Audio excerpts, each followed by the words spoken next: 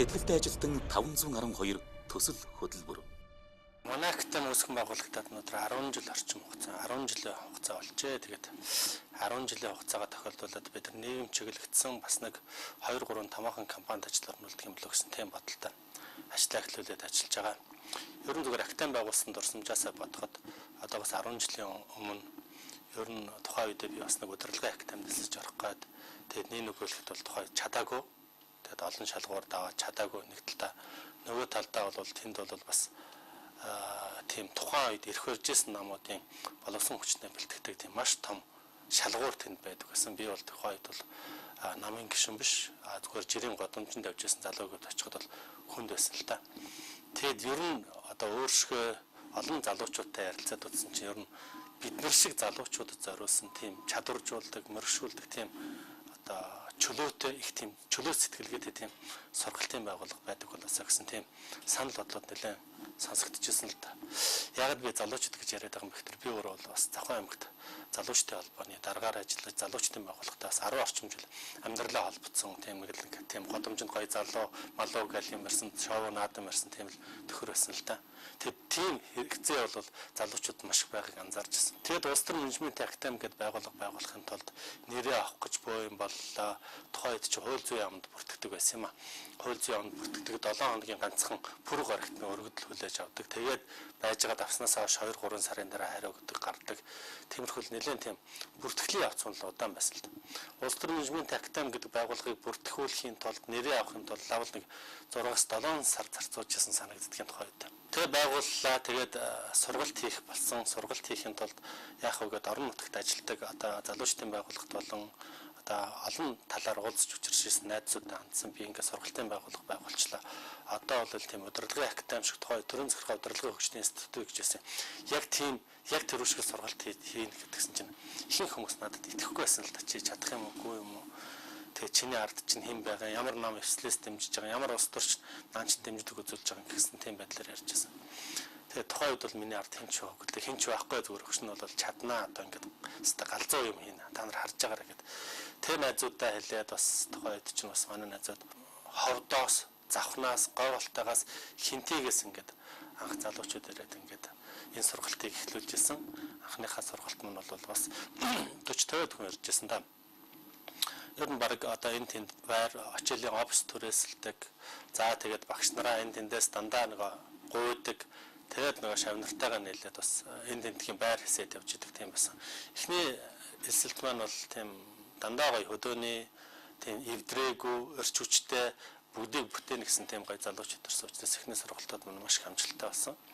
Бүгд 90 хоног 45 хоногоор 2 удаа яриад одоо 90 хоног хийн сургалтыг зохион байгуулах. Тэд нар бол ямар ч тийм саараглах юм байхгүй, илүү их тийм гоё ирч хүчтэй байсан санагддаг юм. Тэгээд тэр залуучуудаа одоо ч хүртэл би бас холбоотой байгаа л да. Тэд нар маань одоо сум орон нутгад ихэнх засаг дарга хийж гин, хурлын дарга хийж гин, багийн засаг дарга хийж гин, аймаг дүүргийн иргэдийн хуралд сонгогдсон бас тодорхой хэмжээний улс төрийн албан тушаал хашаад ардын намтч явж байгаа, ардсан намтч явж байгаа. Тийм залуучууд байна. Тэгээ энэ үеэс мань хойш бол 10 жил өнгөрсөн байна. Тэгээ 10 жилийн байгаа бол бид нар ямар манайх боловсролын байгууллага, сургалтын байгууллага ямар бүх барилдуулалттай нь биш, морь уралдуулалттай нь биш. Угаасаач би тэр үнийг сонирхдаггүй, дургу тийм юм тул дургу. Тэгээ тэрүүндээ зориулаад энэ 10 жилийн хойд нэг 512 хүнийг ажил амьдралтанд залгуулахад хувь нэмэр оруулах гэсэн тийм бодолтой сэтгэлтэй ажилтан 512 гэсэн тийм төслийг хэрэгжүүлээд эхлэдэг байгаа. Энэ төслийг хэрэгжүүлэхдээ бас өөрийнхөө актем сурж исэн төгссөн шавнараасаа тодорхой хэмжээний баг бүрдүүлээд тэдэртэйг нийлээд ингээд ажиллаж байна. Магадгүй 512 хүний бүх одоо барилдуулж байгаа юм шиг 512 хүнийг амьдралд нь хөргөчвөл 512 хүн байна. 512-ла одоо 5 давах болцоотой. Яг тэгвэл бүгдөө ялтанд хүрэх, бүгдөө амжилтанд хүрэх, бүгдөө авраг гарсан зам болох болцоотой учраас их сонирхолтой төсөл болох болоо гэсэн тийм бодлын үднээс энд ажиллаж байгаа. Одоо зүгээр яг эргэн тойрныхоо найз нөхд хамаатан садан ах トゥ ингээд төгсөгчд элсгчд бүх хүмүүсийг харахад бүгдөөрнийх нь гэрт нэг ажилгүй хүн байна. Тэгэд бүгдөө ажлын байранд очихс ажил хийвэл чадна гэсэн тийм ихтгэл өмшил байж байгаа. За нөгөө талдаа өдөр тутмын сонин сэтгүүлүүдийг одоо интернет зарын сайтуудыг харахад бол бүгдөөрэнд нь одоо ажил давна гэсэн одоо 4 5 10 20 мянган зарууд байждаг. Тэгэхэд энэ бүгдүүд хоорондоо ингээ уулзч чадхаа болчих. Тэгэд юу дутагдж гэнэ үү гэд хүний нөөцийн хүмүүстэй уулзахад бол ажилтнуудыг авахд бол болж байна. Нэгдүгээр тэр ажилтнууд маань ирээд бас манай байгууллагын хүн болох гэж манайд одоо чин сэтгэлээс ажиллах гэж тодорхой хугацааг зарцуулж байна. Зөвхөн цалин мөнгө бодож 1-2 хоног яснаа тэгээд анхны шаардлагатай бодлого гараа авчих тийм асуудлууд байна. Энэ нь өөрөө манай цаг завыг барж гин, манайхаас зардал мөнгө гаргаж гин. Яг энэнд бэлтгэгдсэн тийм ус байл бид бас хайр наргүй ажилд амаар гэсэн тийм бодлоо. Нөгөө талд нь ажилгүй хүмүүс яагаад та нар ажилд орж чадахгүй юм бэ гэж асуух төр. Танил тал арын хаалга байхгүй, танил талтай л хүмүүс ажилд ордог байх гэсэн тийм одоо өөртөө нэг тийм ихтгэлгүй болцсон нэг талдаа. Нөгөө талдаа бол бид нар ажил хайгаад бүр 10 20 30 компаниудаар анкет бүгэлж үзсэн харамсалтай нь байланжийн тэнцээг учраас би бол ажил тэнцэх хийх чадваргүй тийм гологдсон хүн байна гэсэн тийм сэтгэлдэлтэй болцсон. За нэг хэсэг нь бол би 40-оос дээш настай, 40-оос настай хүнийг өстой нэг нохин нохоо 40-оос настай хүн нохоо ижилхэн болсон маань хинч тоохгүй байна. Эсвэл би эмхтэй одоо тийм юу гэдэг ингээд боловсрол мэрэгчлэхгүй гэдэг. Нөгөө хэсэг нь бол тийм өөртөө итгэлгүй нэг тийм сүлд нь хайцсан бэ гэмээр тийм сул дорой унжгар болцсон. Тэгээд амьдралдаа итгэлгүй болцсон. Тэгээд ажилд орох дээр нэг тийм би энэ хүний ажлыг сайн хийж энэ компани энэ байгууллагад 2 нэмрээ оруулж би цалин авах гэсэн тийм ойлголт байхгүй. Ажилд орлоо маргааш нэхлээд нэг тийм сэдэн саяар нь цалин авчих юм шиг цалингаа л яриад идэх. Ялангуяа өнөөгийн нөхцөлд бол энэ хямралтай байгаа, эдийн засаг хямралтай байгаа, борлуулалт муудсан үед бол компаниудад бол мэдээж цалин өгөхөд бол хүнд байгаа. Гэхдээ эхний ээлжин тэр ажилд орж байгаа эхний ээлжин тэр компани эрхшгийг боддог. Энэ байгууллага маань амжилттай байж, энэ байгууллагын ажил үс өөдрөг байж би цалин мөнгөтэй болно гэсэн тэр ойлголтоос нөгөө талдаа байхгүй. Ихтэй сургуулиуд болон мэрэгжлийн боловсролын байгууллагууд төгсөгчдөө энэ тухай ойлголт огт суулгаагүй. Чи байгууллагад ажилд орох хэрэгтэй. Чиний эрхийг хөдөлмөрийн хуулиар ингээд баахан хамгаалтын ярчин чи эрхээ хамгаалаад болохгүй бол шүүхтэн мөрхтэн гэдэг тийм ойлголт нь хүмүүсийн толгойд илүү их суудсан юм байдлууд анзаарэгдэжсэн. Нэг талдаа. Бас нэг талаас нь харах юм бол эргэн тойрны таньдаг мэддэг хүмүүс дундаас нь ажил хайж байгаа хүмүүсийн мөнгө төгрөг өгөөд төрийн албанд орсон хүмүүс. Төрийн албанд орсон хүмүүс нь тодорхой тийм их ажлын ачаалал сүр болоод байхгүй. Зүгээр сууж байгаад баахан цалин ус аваад, зүгээр сууж байгаад баахан авилгал аваад, зүгээр сууж байгаад баян болчиход байгаа. Тийм дүр зураг анзаарэгдэж харагдаад байгаа болохгүй юм л да.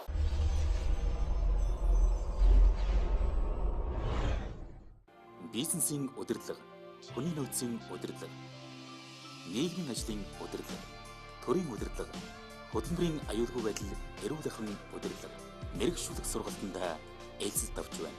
Дэлгэрэнгүй мэдээллийг 11 60 64 98 60 64 98 10 60 64 утсаар лавлаарай.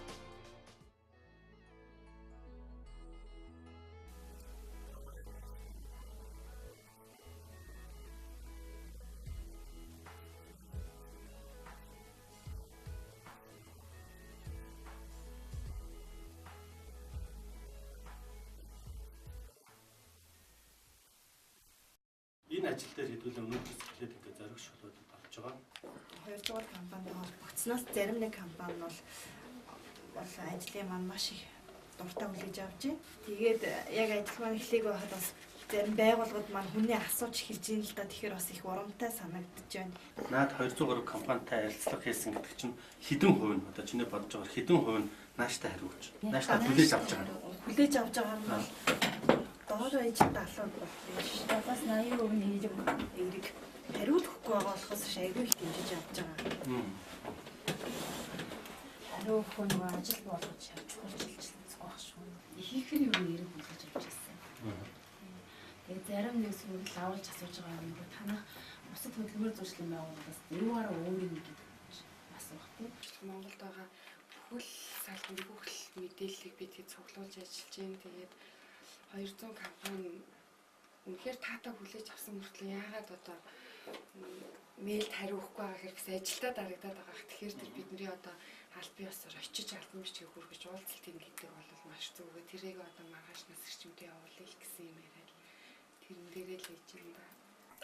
Тэгээд хувь хүн талаас нь хувь хүнийхээ хөгжил талаас нь лекц семинар суулгаад ингэж бэлтэж явуулнаа гэсэн юм ярьсан. Тэгэхээр айгүй эрэг. Тэгэхээр өөрөө хүлээж авч байгаа.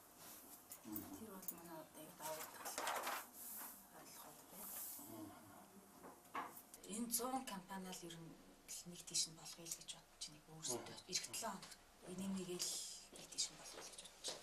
Бараг л 7 хоног шаарддаг байх гэж бодож байна. Тийм ээ. Тийм. Тэгэхээр нөгөө хувийн машинаар явах гэсэн. Тэгэхээр хаягын нутсын бичиж аваад тэгээд тус-тусдаа хувааж аваад байгаад явах. Хордоо. Яг сургалтанд хамруулаад одоо нөхдөд 2-3 цагийн сургалт суулаа. Дараа нь одоо та нар л ингээд ярьслах хий, оншил гэдэг үг тийм. Эхлээд ярилцаж үзье. Сургалтын суугны дараа бүр өөр юу ярих юм Байж болж байна. Бас байж болж байна. Нэр бас тэгмээр юм байна. Сургалтын суухаас юу юм бэ гэдэг яг одоо тийм. сургалтын суусныхаа дараа тэр нь шал өөрөглөсөн байна.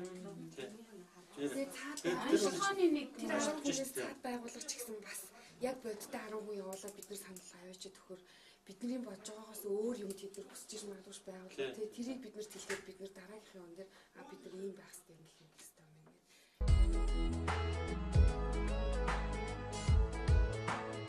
Хоёр хүүхэд нөхрийн хамт амьдардаг, хоёр сайхан үттэй, хантай.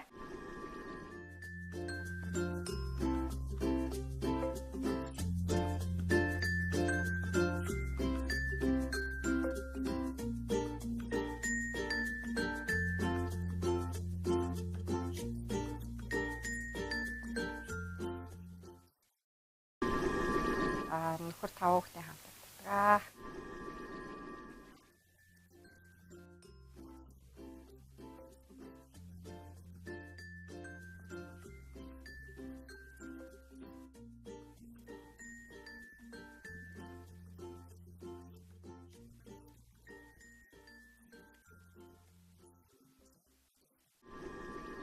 Одоо нөхөр 2 хүүхдийн хамт амьдардаг.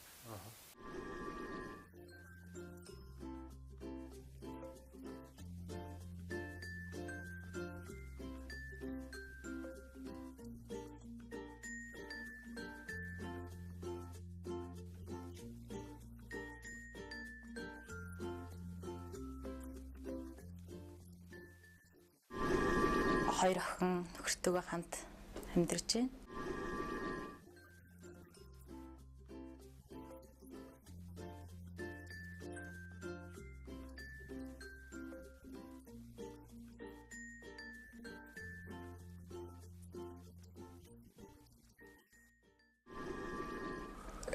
Гурван хүүхэдтэй. Тэгээ нөхөртөөгөө ингээд тавуулаа амьдардаг.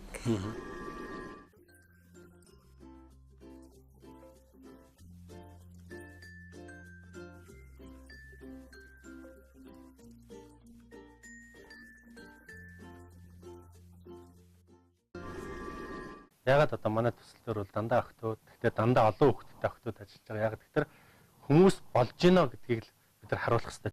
Бизнесийн удирдлага, хүний нөөцийн удирдлага, нийгмийн ажлын удирдлага, төрийн удирдлага, хөдөлмөрийн аюулгүй байдал, эрүүл ахуйн удирдлага, мэрэгшүүлэх сургалтанд ээлжилт авч байна.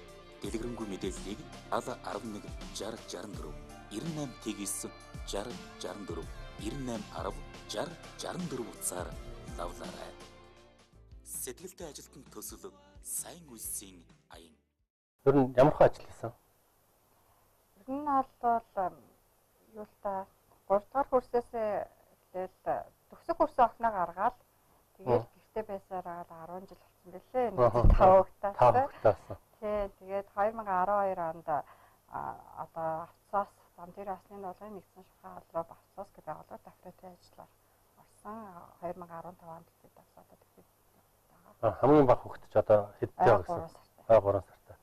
Хамгийн сүүлд автоөрийн газар ажилд ороход ер нь ямар хөө байсан? Яаж орсон? Энд нэг манай ах нөгөө одоо энд нэг шинэ юм даатгалын тийм шуурхаа албыг ингээд байгуулж байгаа нэг юм газар чи очиод ярьцлага хийгээд үзье гэдгсэн. Ярьцлаганд ороод үзсэн.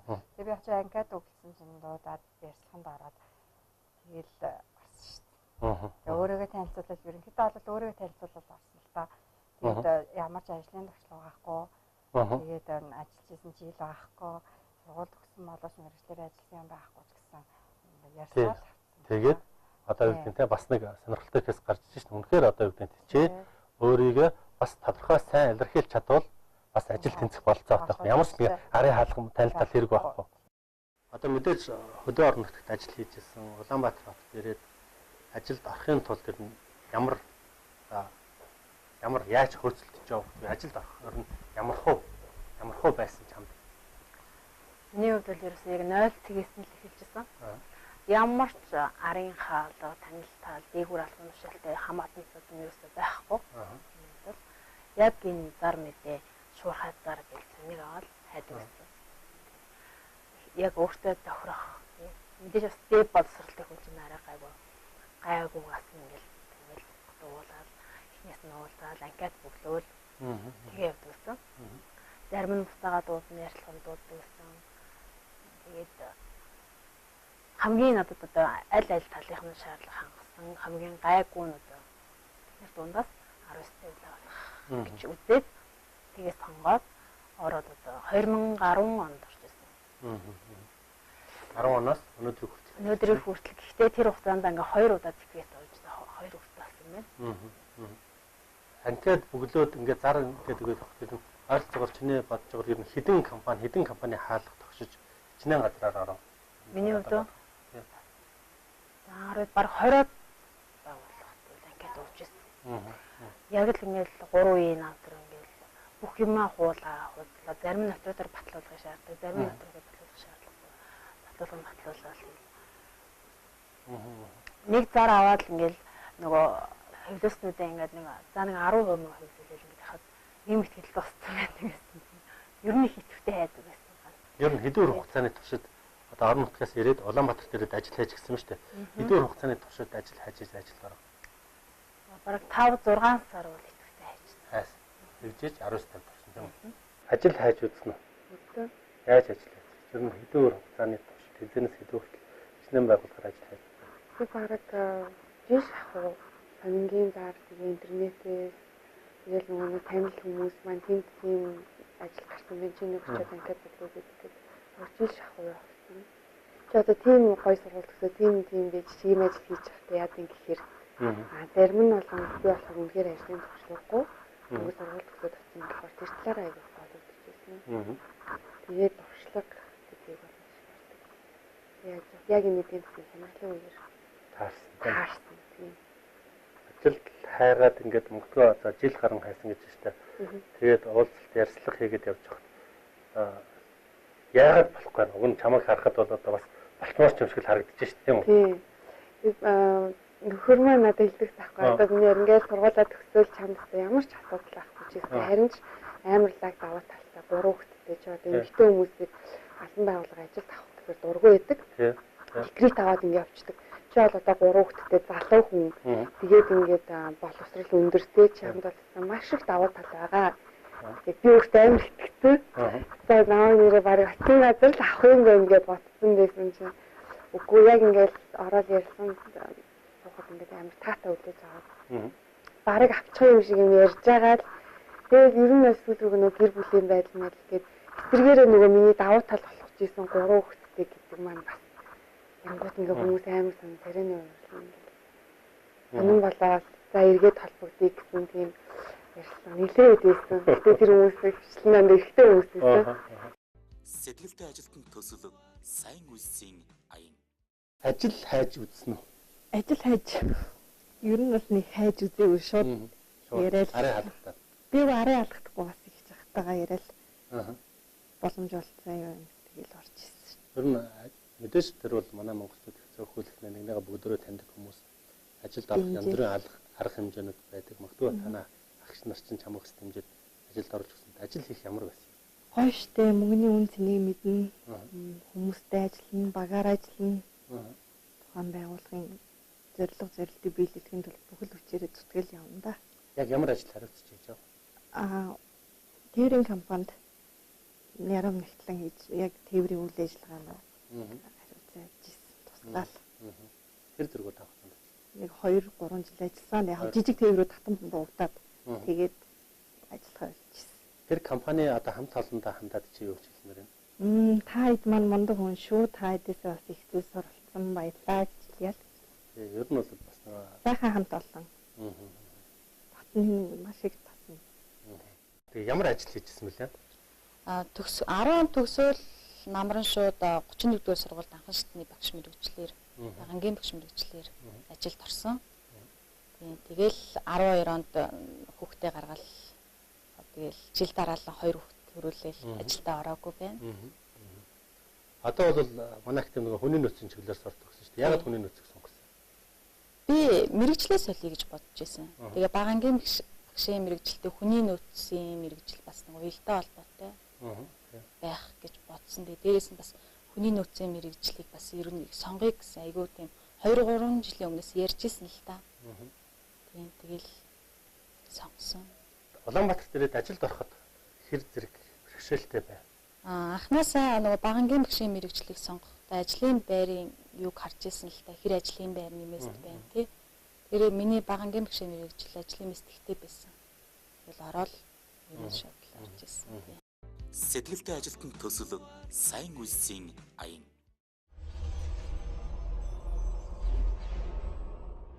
Буцаагаад хүн ажилд оруулж өгөхөд тусалдаг тийм ажил хийж эхэлж тээ. Сэтгэл ямар хөө. Ямар болж байна. Маш өндөр байгаа. Тэгээд энэ одоо ажлаараа маш их холыг харж байгаа. Тэгээд хамгийн ихэнд миний зүгээр энэ ажлыг хийгээд зорж байгаа зүйл гэх юм бол одоо энэ ажил хайж байгаа. Дээрээс нь сургууль дөнгөж төгссөн оюутнууд маань тий та нар дөнгөж төгссөн ажлын туршлагагүй гэдэг ажилд авахгүй байгаа юм биш. Одоо бизнесийн том компаниуд байгууллагууд яаж нэг 10% нь жилдээ тий 20% нь яг шинэ төгссөн одоо хүмүүсийг сургаж чадварлаг мэрэгчлээ ажилтан болгож энэ дээр бол бүр улсын хэмжээнд анхаарах хэрэгтэй. Тэгэхгүй бол одоо тий 4 жил 5 жил эцсийн төлбөрөө төлсөн хүүхдүүд ингээл ажил хийх гэхээр тэгээд тэд нар хэцүү шүү дээ. Их сургууль төгссөн гэж авдаа хэлдэг. Ийм тийм дугаарч игээл зөөх чигээ яваад байдаг. Эцэг ихэнч гомдож байгаа тэр хүмүүсийн сэтгэлзүү талаас нь маш их хэцүү байгаа. Тэгэхээр айл талтай.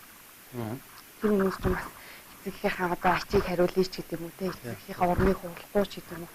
Хайрлнаа нөгөө эцэг их чинь бас тэр чинь зөндөө их хөнгө үрж ингэж явсан. Тэгээд айл талтай хүлээлттэй болохоор бүгд талаас чадах хэмжээнд мэдээж нэг байгууллагт 10-аас 20% гэдэг бол энэ багт гэж бодож байгаа шүү дээ.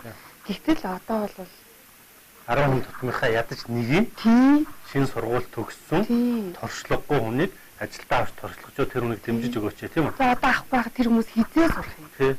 Хизээ тэд нэр амьдралдаа залгаж хизээ тэр бүлдээ мөнгө олж өөрийн гэсэн орон байртаа орж нэртэй ч юм уу нөхөртэй ч юм уу зорьсон зорилготой хүрхий. Одоо зөөх чигээл нэг юм байгуулах жижиг ажлыг явуулж идэрч чадахгүй. Дээрээс нь залуу хүний урмыг амар мохож байгаа. Тэр дотор тэр хүмүүс юу сэтгэж юу бодож санаж байгаа юм тий. Тэрийг одоо энэ Монголын нийгэм бас ингээд одоо харж шít. Тэгээ энэ амар хямралаас болоод өөртөө одоо туршлагагүй гээд ингээд уулын тэд нар ч сураал тэр сурсан нэг онлын жоох хэсгээ амьдрал дээр гаргаалаа ажилд ороод ингэчүүл бүр ихтгэлтэй тэр ажлын байрандаач тэр байгууллагатаач ашиг таах. Шинэ залуу хүмүүс ч өөр сэтгэнтэй стал нөгөө таны хэлбэр солиотой сэтгэн. Тэгэхгүй тэр солиотой байгаа тэр гой бартам өстө барын ам руу гарааг авдаг гэдэг үе энэ нийгэм дараад зөргөө болгоод тэгээд нөгөөдөл нь ажигшаа явдаг. Тэгэл нөгөө хар ээжтэй за ингээ Монгол хэцүү байна юм байна тийм байна. Яг үнэхээр мундаг өөрсдөө сургуулаа төгсөөд амар мэдлэгтэй тийм шууд төгсөөл газрууд ураад авдаг хүмүүс байна л та. Тэр хүмүүс ховор биш. Тэр яг тэдний хэмжээнд бас биш Монголынхоо нийт одоо боловсрч байгаа хүмүүсийн төвшин масс нь тохируулаад ингээд нэг зохицуулт хийхгүй болоод нийгмийн байдал биш юм аа. Яг энэ одоо аянгараа тий 512 хүн ажилтдаг болох энэ үедээ энийг бас маш сайн тусалж өгч энэ компаниудад энэ талаар бас ярилцаж одоо мэдээж энэ төгссөн хүмүүс аягүй их хэрэг. Энэ хүмүүс яаж гэсэн бас айтайхан боловсролын төвшөнд тий бас нэг компаниас гуйгаад та нар энэ хүүхд ингээ сайн хүүхд байгаамаа бид нар гэсэн та нар ч шалгалтаа энэ хүүхдийг сургаад нэг сайн хүн болгооч гэсэн ер нь тэр талаас нь илүү бид нар бас би бодлоготой дэмжиж тий тэрийг ингэж бүр гэж өөр юмсдаг аягүй сайхан хандаж мэрэгжлийн ажил олж өгье л гэдгийг зорж байна. Сэтгэлтэй ажилтны төсөл сайн үйлсийн аян. Сайн нэг хэдүүлээ ажил одоо хайж байгаа ажилтан авах гэж компаниудтай харилцаал тогтоох талаар бас нэг 7 хоног ажиллаад багш. Энэ дээр ямар хөө сэтгэл төрөө ямар санагдав? Энэ санал төсөл маань их маш их таалагдж байгаа. Одоо яг ажил хайж байгаа хүмүүс зөндөө байна. Байгууллагуудтай сайн харилцаа тогтоогоод байгууллагуудаа яг юу гэж байгаа гэдгийг маш сайн таниулаад бас байгууллагууд маань дэмжиж бас ажил чин сэтгэлтэй хүмүүсийг бас ажилд аваасай гэдгийг бас маш их хүсэж байгаа. Нэг ч гэсэн сайн хүнд нэг сайхан сэтгэл төрүүлээд одоо энэ ажилгүй сууж байгаа хүмүүс чинь гэртээ ямар ч үн цэнгүй бас ажилд ороод ажил хийвэл бас гэр орныхан ч гэсэн үнэлэх болов гэж бас их бодож байгаа. Одоо юу хийж яаж ажиллавал ирэх боломж бололцоо гарах байх. Энэ магадгүй одоо биднийг чамааг хараа сууж байгаа хүмүүс тандаад ч юм уу яагаасаа байлээ гэж хэлмээр тийм юу байна. Энэ ажил хайж ирж байгаа хүмүүстэй л маш их найдвартай ажиллах сэтгэлээс гүн суулгаж өгмөр байна. Тухайн байгууллагт очиход бол голч хийж буцаалгүйгээр энэ хүн чинь бас ирээдүйтэй минь гэдгийг л тэр тухайн ажил хийж байгаа хүмүүс маань ч гэсэн өөрсдөө маш их идэвхтэй байгаа гэж үзсэн. Тийм. Гэтэл суугаад байлгүй те. Бухимдаа дуурлаа суугаад байлгүй. Одоо тэгвэл нөгөө ажлаа арай өөрчлөх гээд яаж штэ мэдээж одоо бас манай нөгөө 512 хүнийг ажилтаа болох төсөл төр ажиллахаар ингэж бэлтгэж байгаа. Ер нь хүмүүст ажил олж өгч чадна гэсэн тийм ихтгэл үнэмшил байна уу? Сая ажиллах явцад ямар хөө бодол ямар хөө сэтгэл төрөө? Ихтгэл үнэмшил бол байна. Энэ төслийг бол эхнээс нь төгсдөл ингээд дуустал нь амжилттай сайн эхлүүлээд төгсөхийг бодож байна. Тийм. Тэгэл одоо энэ төсөл дээр ажиллах гал ингээл ар гэр бүр хүүхдээ хүртэл ингээл цогцолчаал таньцуулшмлал орж штэ. Ихтгэл үнэмшил байна. Дэмжиж байгаа юу? Дэмжиж байгаа. Ямар сайн дээ нөгөө гарантай хүүхдээ нөгөө нэг хүүхэд харах үйлчлэгэнд оруулчаал. Тэгэл нөхөр дэмжсэн. Тэгэл орж штэ. Ер нь зүгээр чи сая компаниудтай ярьсан гэдгсэн. Компаниудад ярихад компаниудын хүний нөөцийн менежерүүд ер нь ямар санал тавьмаар юу гэж хэлмээр. Манайхтай хамтарч ажиллая. Одоо танад найдвартай ихтгэлтэй тий. Одоо нэг хаяа явчихгүй ажлыг ингээ хийж байгаа нэг хаяа явчихдаг хүмүүс байдаг штэ тий. Тим хүм олж өгөхгүйгээр найдвартай тим хүн олж өгнө. Ер нь л бас тэр байгууллагатай бол бас нэг ихтгэл үнэмшлийг л төрүүлнэ. Тий.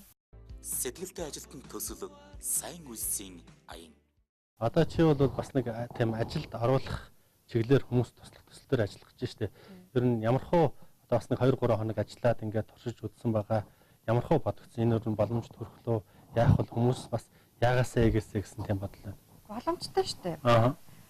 Үгүй хүн заавал юу ахгүй уул нь бол ажлын ингээд бэлэг боловсрал хэрэгтэй. Тэрэн дээр сэтгэл авах хэрэгтэй байхгүй. Ямар ч хүн ямар ч ажилд орсон тэр ажлыг угаасаа л мэдхгүй л байна шүү дээ. Юмыг сурчиж мэддэг.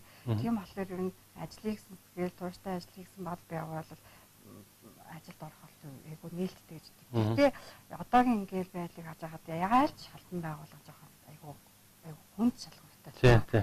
Хил асууж байна. Тэгэл юу асууж байна. Ажилласан жил дуршлага асууж байна. Тэгээд ерөөсөө жил дуршлагтай хүн гэж юу нь болох вэ? Тэ шууд ажилд орох юм уу? Шинэ боловсруучнаас жоохон бэлтгэх хэрэгтэй юм болов уу? Одоо бас тэгээд нас одоо нөгөө төрийн насыг нөгөө уртсгсан байгаа шүү дээ. Тэгэхээр нөгөө нэг залуу боловсруучнаас ажилгүй болох юм шиг санагдаад байгаа байхгүй. Тэгэхээр иймэрхүү аян хөдлөвчүүл нөгөө одоо начиг хүүхдээсээ болоод хүүхдээ хараад гэр орондоо байж байгаа тийм хүмүүс одоо яг идэвхтэй ажил хайж байгаа хүмүүст бол айгу тус төгөн болох болов гэж бодож байна. Энэ төсөл дээр ажиллаж байгаа. Ягаад одоо манай төсөл дээр бол дандаа охтууд, гэхдээ дандаа олон хүүхдтэй охтууд ажиллаж байгаа. Яг тэгэхээр хүмүүс болж гинэ гэдгийг л бид нар харуулах хэрэгтэй тийм үү? Бид нар туршлагатай бай, туршлагагүй, арын хаалгатай, хаалгагүй бай бүх хүмүүсийг одоо ажилд орж болох юмаа гэсэн тийм ихтгэл үнэмшлийг амьдралд нь залгуулах тийм зорилготой. Зүгээр ажил хайж байгаа хүмүүст зориулаад ер нь чи яавал илүү хурдан хугацаанд ажилд орох юм байл гэсэн тийм сэтгэл төрөв. Өөрийгөө хөгжүүлэх хэрэгтэй юм байлаа баг зэрэг. Өөрөө ингээд нэг өөрийнхөө төвшний ажил хараа өөртөө ингээд нэг гологдоод байгаа юм. Цайлан нөхцөл нь. Тэгээ миний хувьд 19 дэх орохын тулд нөгөө компьютерийн анхан шатны тийм академийн програм тэгээд 13 оны бичиж тэгээд дамжаан сураад тэгээд 19 оны шаардлагыг хангаад тэгээд орчихсон. Тэгэхээр арай төвхөн. Ер нь бол орох ажилдаа тийм нэг өөрийгөө зориулж бэлдэж одоо зарцуулж бэлдэж тодорхой хэмжээгээр бас зарцуулах хэрэгтэй. Ажил хайж исэн түүхэн чинь сонсоход бас багахан хугацаа зарцуулсан шүү дээ тийм үү? Одоо яг чам шиг хүмүүс годомжинд хэдэн 10,000 гараа тийм үү? Одоо тэр хүмүүсийг чи ажил зуучилдаг ажилд орсон тэр ажлыг эргэлж хийх гэдэг ингээд бэлтгэл ажил хийж байна. Энэ дээр ямар хөө мэдээж маш гоё хизээч ингэж өөрөө ажилд орохоо явж явах үедээ ялангуяа хүнийг ажил зуучлал гэж бодож байгаагүй. Тэгэхээр би бол тэр нөгөө ажилд орох гээд тайгаа явж байгаа хүмүүсийн сэтгэл зүйг бол аягүй сайн ойлгоно гэж бодож байна. Яг үнэ. Сайн ойлгоно. Тэгээд компаниудаас бас тавьдаг шаардлагуудыг бас ерөөхдөө мэднэ.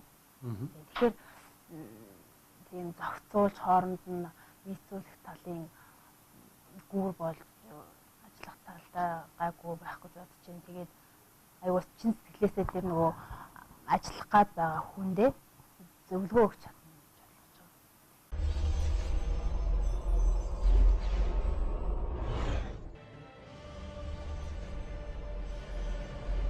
Сэтгэлтэй ажилтан 512 төсөл хөтөлбөр.